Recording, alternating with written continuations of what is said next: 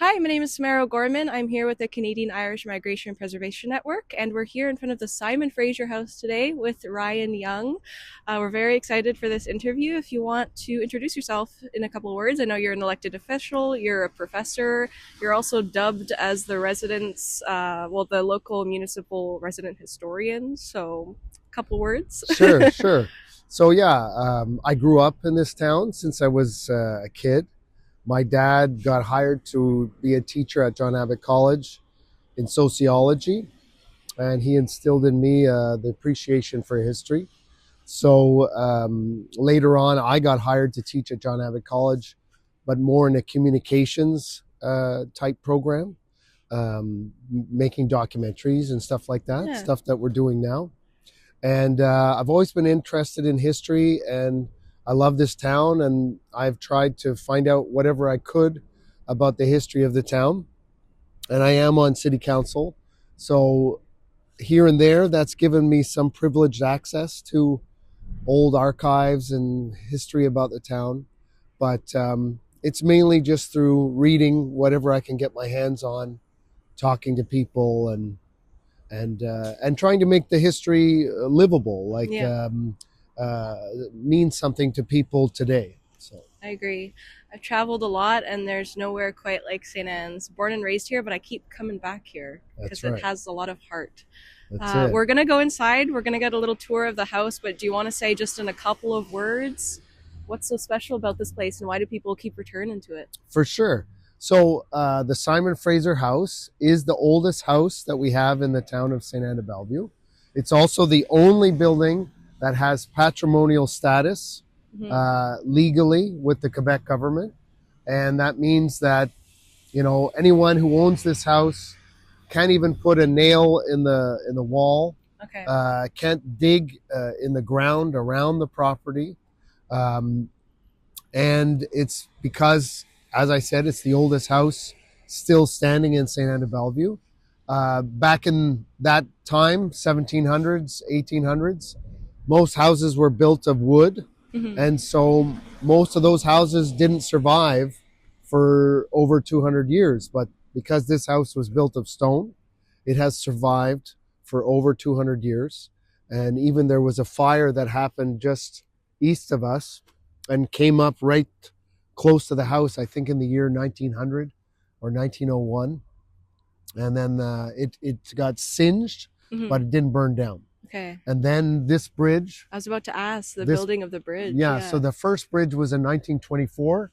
But when they were going to build the next bridge, which was in the early 60s, this was going to get demolished to make way for the bridge. And it survived that as well. It survived that as well. And it was because a group of people got together and fought for its preservation. So it survived the test of time. We're really lucky. And it was really, for probably the longest period of time, known as the Thomas More House and not the Simon Fraser House, because the famous Irish poet visited in around 1804. Well, I'll be asking you a lot about that inside the Irish connection. And I am Irish. I just want to say that I have a lot of Irish on both sides of my family, my mother and father's side. And I'm a member of the St. Patrick's Society of Montreal. And love to hear it. I'm a big supporter of Irish culture and Irish history. Well, thank you. We're looking forward to the interview. I'll just say a couple things about the house. Go right ahead. So we're in front of one of the fireplaces. So a lot of these stone houses that were built in that time, they would have two fireplaces. So there's another one at the other side, and there's one here. So they often have two big chimneys that are on either end of the house. And then that way is how they kept the house warm. So they'd have two fires going at the same time. And the first floor would be like this, but the upper floors, which have now been, probably a long time ago converted into other floors, but a lot of these stone houses would just have like an attic, and you would have like a ladder that you would climb up to get at stuff that you would store up there. Another thing about the house is after it was a residence for a period in the early 1900s until about, so like starting around 1903 was the Bank of Montreal branch for Sainte-Anne-de-Bellevue. And some of what we see here is actually left over from when it was the Bank of Montreal branch. And the reason why it has bars on the windows is so that nobody can break in and get the money. And Bank of Montreal, of course, is one of the oldest or the oldest bank of Canada. It would have been the original bank that would have the government would have used to take out loans to build projects like the canal. So that's an interesting part of the history of the building.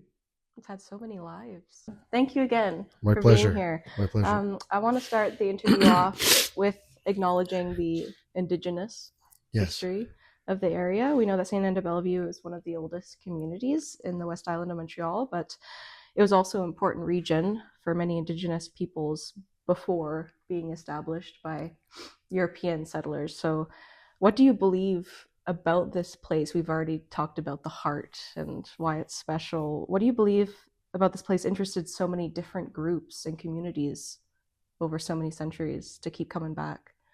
Well, I think definitely it's the water. Yeah. So just out the window, we can even see the water. So there is a massive river system that goes through here. So the Ottawa River comes down and starts to pass around Montreal Island.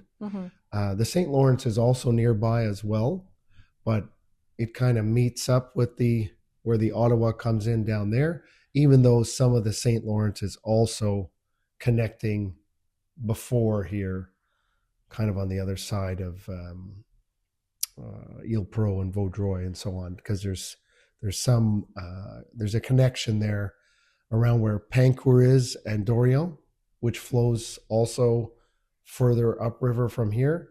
So you can't say it's only the Ottawa River water that's coming down here, but it's primarily the Ottawa River coming down here.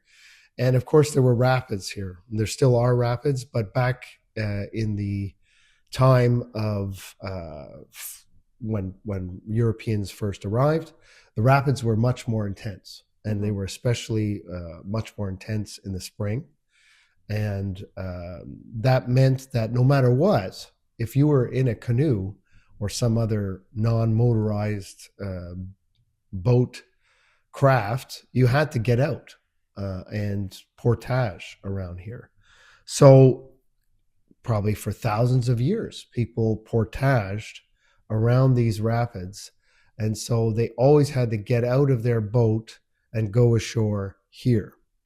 So it just makes sense that that would eventually lead to settlements of all kinds. And I think the fishing was also good in the rapids, and the land was abundant with all kinds of wildlife and so on. And then once the land was cleared in parts, the soil was good for farming.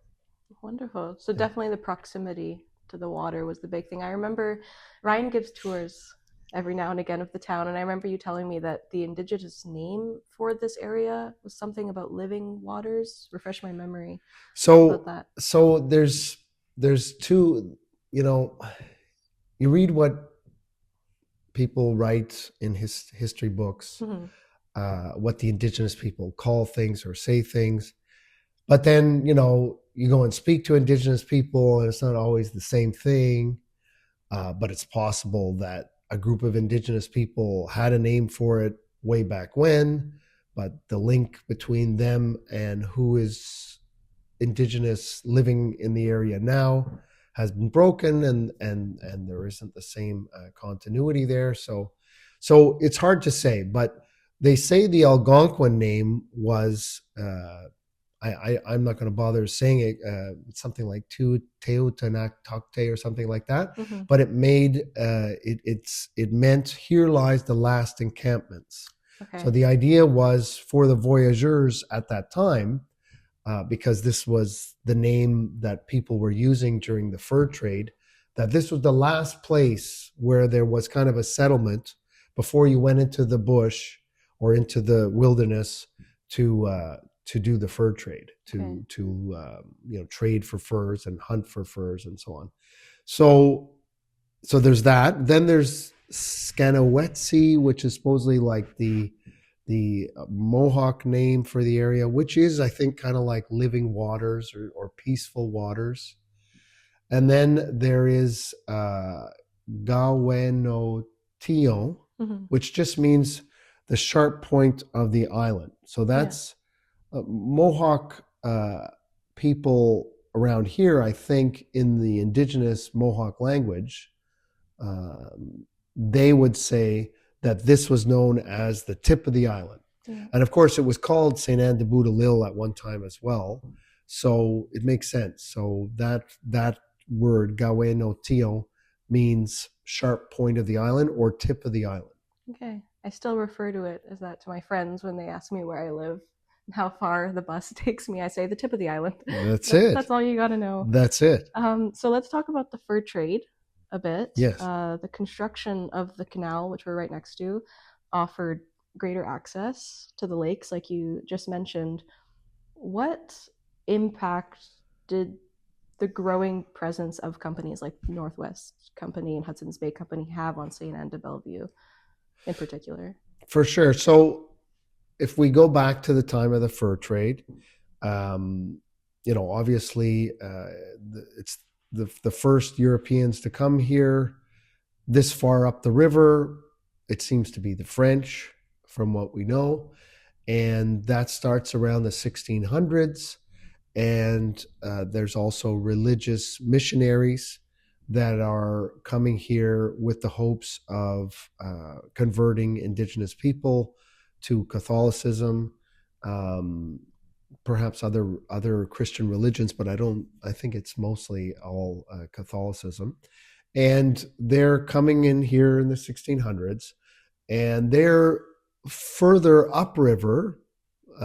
They're making friends with the Algonquins, or the group of Algonquin-related language groups, those peoples.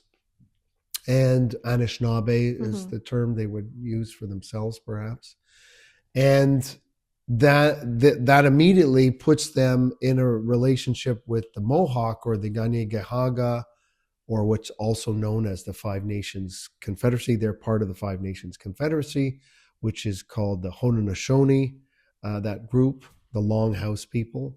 So that puts them in a kind of enemy relationship with the Mohawks.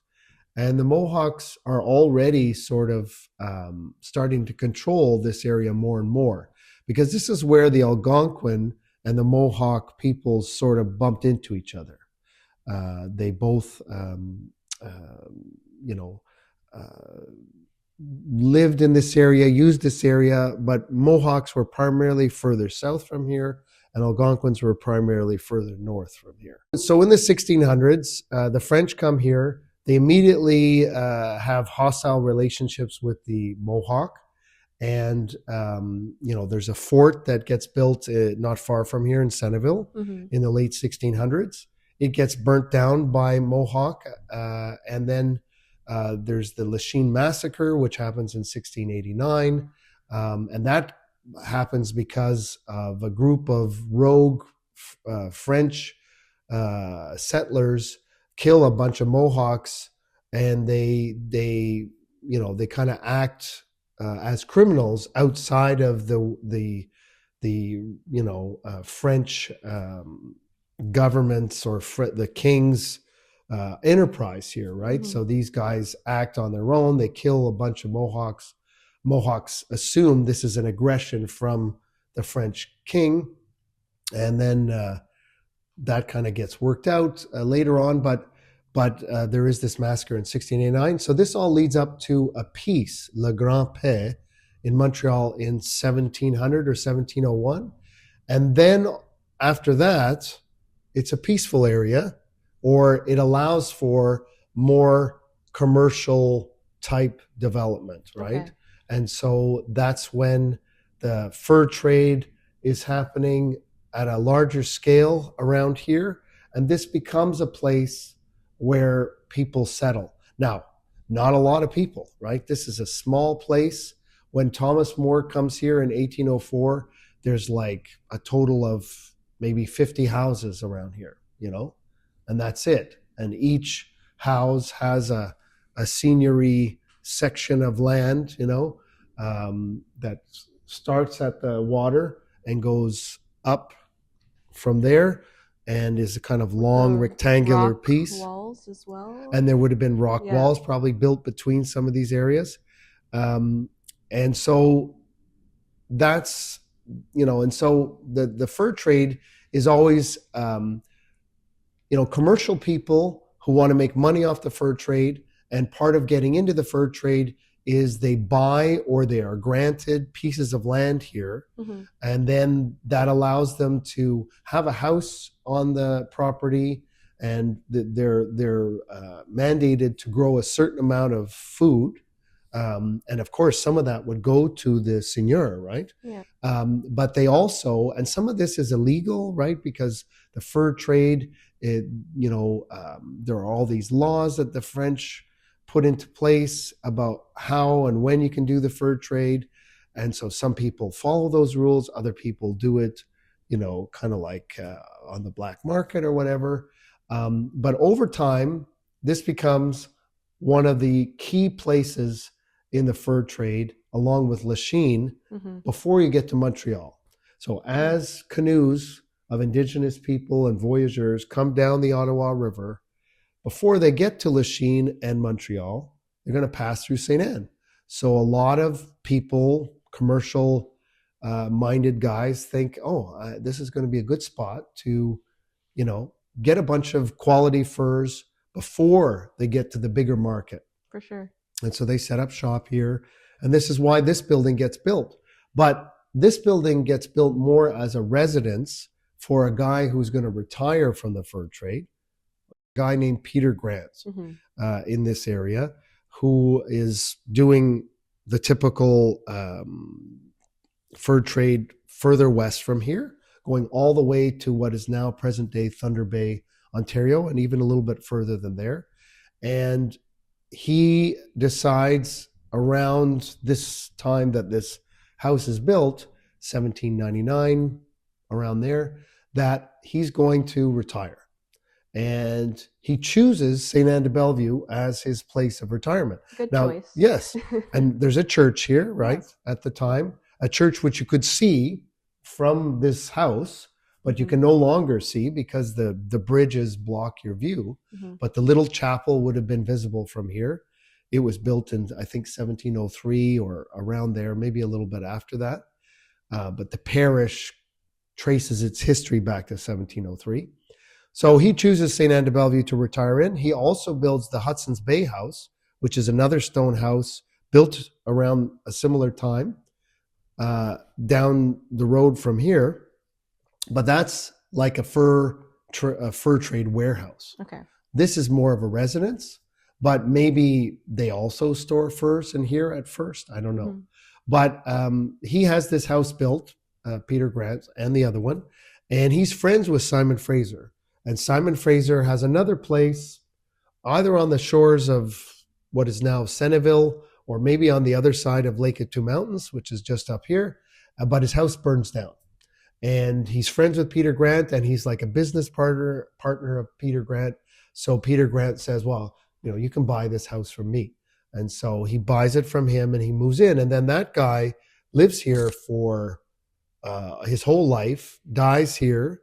And then a lot of his descendants continue to live here or own the house for a long time. So I think that's partly why we call it the Simon Fraser House, because of the time of occupancy was so long.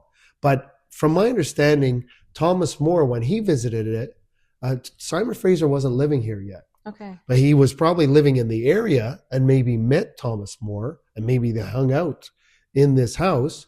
But at that time, the house would have been owned by Peter Grant. Okay. Yeah. Battle of who it's named after. And Peter Grant and Simon Fraser were both in the Northwest Company. Okay. Very cool. We've been talking about how Sainte-Anne-de-Bellevue has a deep, strong heritage within multiple communities. Where do the Irish come into play? We're going to start talking about the Irish heritage here. Where do they come into play within this history, and what was their grand involvement? Now, I mean, I don't know how much Irish I don't know how many Irish people were actually here way back at that time. Mm-hmm. Like when Thomas More came here in 1804, maybe there was only a few Irish people, if a any. Family or two, Yeah. But of course, there is an Irish community in Montreal. Yes. And for sure, if you lived here, you were familiar with the community in Montreal, which wasn't a very large community at the time. Mm-hmm.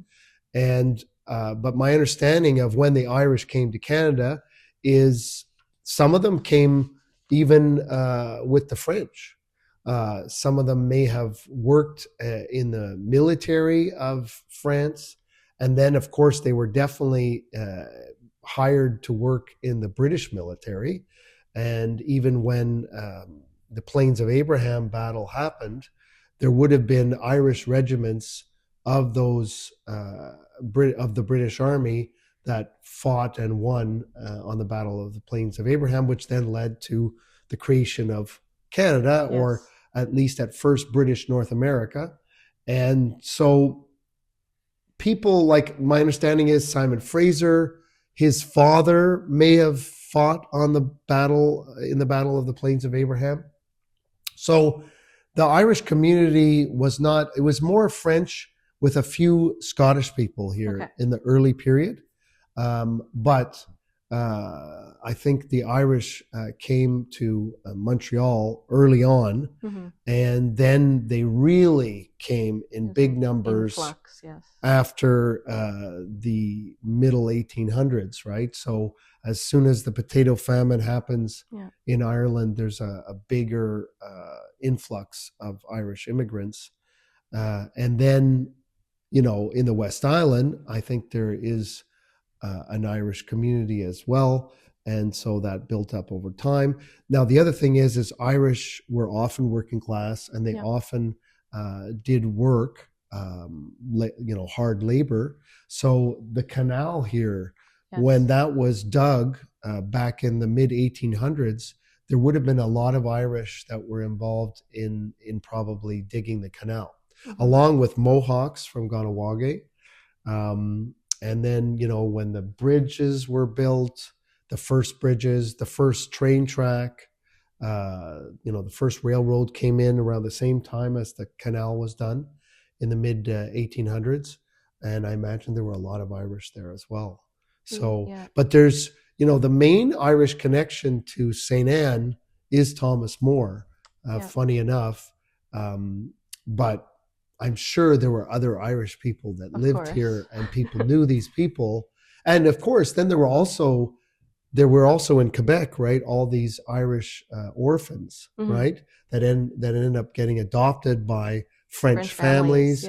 And then they would take on the name, or they would keep their Irish name, but some of them wouldn't keep their Irish name. Some of them would drop the O apostrophe. That's it. So I know lots of Francophone families in St. Anne, and some of them have Irish heritage. And those two cultures and communities are so intertwined, and there's so many similarities. But I liked what you mentioned about the railroads and the canals, because it's usually, you hear that the Irish built the city, but they literally built the city. It's not just a metaphor. And let's talk about Thomas More, because when I took your tour of Sainte-Anne-de-Bellevue 2 years ago now, I was shocked when I heard you say his name, because he's one of Ireland's national bards. He's very well known. And for him to stay in my hometown as a choice of holiday was very, very surprising. So he had a brief stay in this house that we're in right now, and even composed his well-known poem, Canadian Boat Song, during his time here. What, in your opinion, would have brought him to this house? Was it a popular stop for tourists? Would he have had connections to the family here? Why St. Anne's? Why this house in particular? Well, from my knowledge of his travel through North America, so he had some government post in Bermuda. Okay. And when he went to, and he would have been in his mid-20s, I think.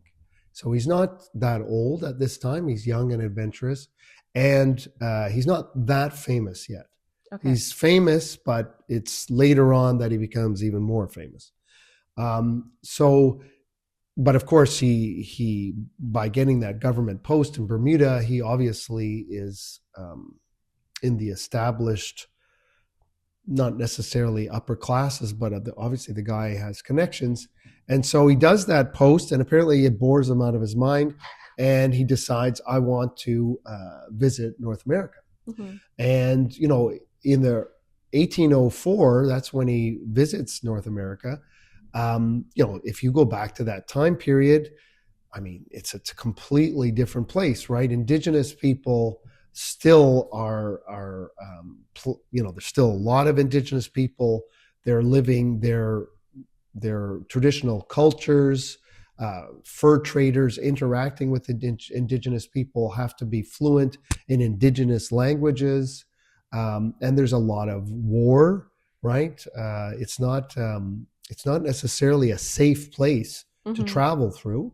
Yes, he visits, I think he visits some officials in the American government at the time. But coming from Ireland too, which had conflicts in itself in the late 1700s, right. I'm sure he was escaping one. Right.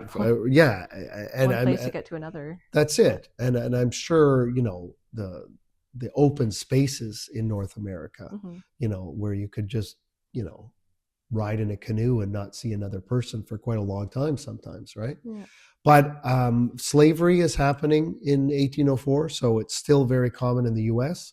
I think he's a little disturbed by the slavery he sees in the U.S., but it's still legal here in Canada because it doesn't get outlawed until 1834 in the British Empire. But he wants to see Niagara Falls. Okay, so this was a big part of his trip. Obviously back in 1804, it was not a tourist attraction with any kind of tourist things around it, right? Probably no safety hazards. That's it. Safety protocols. And I think he makes some comment that how could anyone be an atheist after they see the majesty of Niagara Falls? So it's from Niagara Falls that he needs to come through here to get all the way to Halifax eventually to take a boat back to England or to the UK or to Ireland, I guess. But I think the boat first takes him to England. So, in traveling from Niagara Falls all the way this way, he goes through lots of the Great Lakes, the St. Lawrence River. He passes by Kingston, and eventually, comes up here. I don't know how long he spends in the Montreal area, but I think it's a couple of weeks.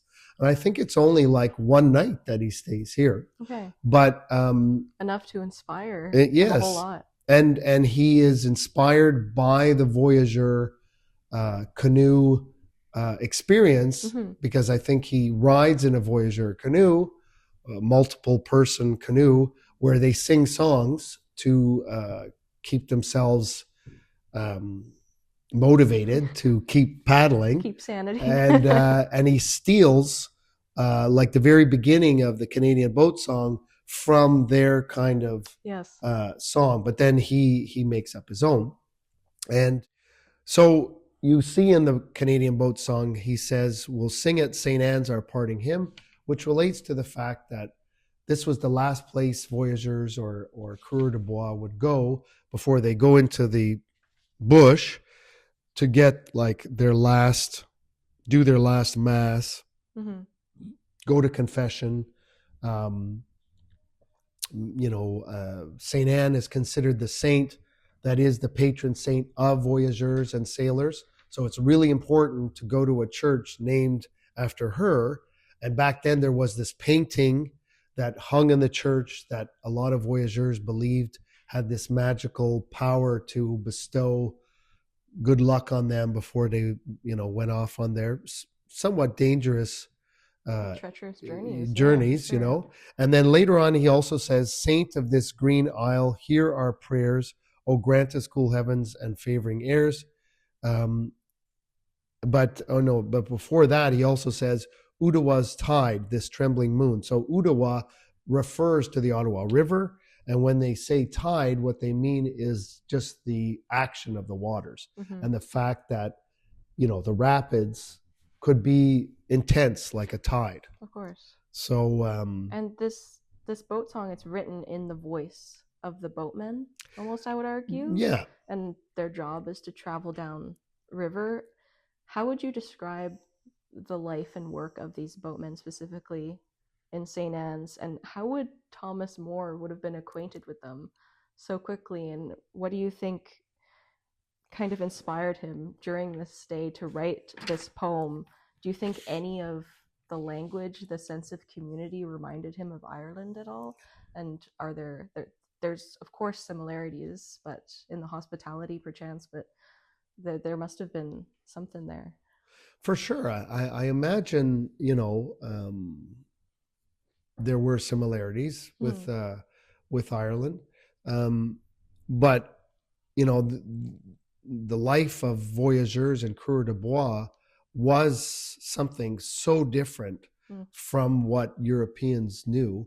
And a lot of Europeans liked the lifestyle because it was so free, and there wasn't the same level of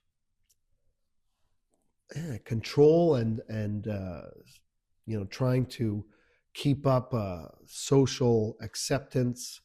So when voyageurs were interviewed about the lifestyle, they talked about how they loved living amongst the indigenous people, and how their ways were so freeing and so much more less repressed than Europeans.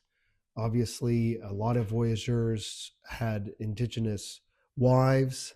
The guy that built this house, Peter Grant, he had an indigenous wife in the further west from Thunder Bay area. Okay. She was Saulteaux, and apparently he would send her money, and his kids that he had with her, he'd send them money throughout his retirement when he lived first in St. Anne and then in Lachine. Okay. So, I think when Thomas More comes to North America in 1804, it's still the time of the fur trade, right? It's still like, that's the big thing going on here. That's the main activity going on here. So it just makes sense that he's going to try to experience it. And, probably somebody offered, hey, would you like to go with, on a voyageur canoe and live like an indigenous person or something like that, I'm sure it was extremely attractive and adventurous. And then, Sainte-Anne-de-Bellevue was probably just a little taste of it, right? He didn't go into the whole fur trade route that goes up into northern Canada, but he got a little flavor of it, right? And then I think the rest of his time was spent in Montreal, and he met important people in Montreal, and then of course he had to get from Montreal to Halifax, so I'm sure Sainte-Anne-de-Bellevue was just so interesting from the point of view of it being such a small settlement, that it being known as the gateway to the bush and the wilderness and the adventure of the voyageur and the fur trade. So and when this house was here, obviously, as I said, the church was nearby. There was a cemetery nearby. There was an orchard. Eventually, it also became the place where the market happened. Okay. So now the farmers market, which has been revived, happens further down the street going east. But, back in the 1800s, I don't know if it was happening in 1804 because there wasn't a whole lot going on here at that time. But the market would have been right in front here. This would have been a very central location in what was going on in Sainte-Anne-de-Bellevue. And I guess another question I could ask is, what future do you see for the Simon Fraser House? Well, we see the sign outside. Yeah.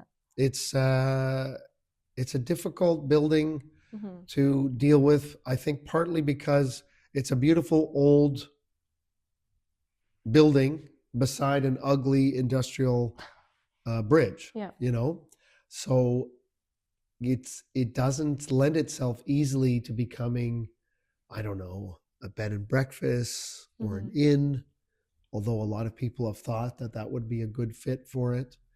You know, we'll see what happens. I had a group together years ago that used this as a store and a cafe. I remember it very well. Yeah.